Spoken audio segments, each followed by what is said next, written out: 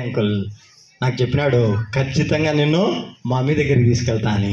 మా నాయన పైలట్ నడిపేటప్పుడు నాకెందుకు భయం, మా నాన్న మాట ఇచ్చేది కదా అన్న. కొట్టు చెప్పండి.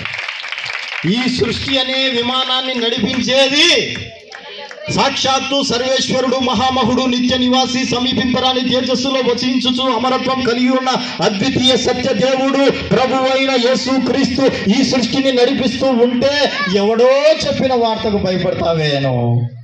అమ్మా నీ భవిష్యత్తు ఇట్లయిపోతుంది, సృష్టి ఇట్లయిపోతుంది, పలానా రోజు అంతమవుతుందని భయపడాలి.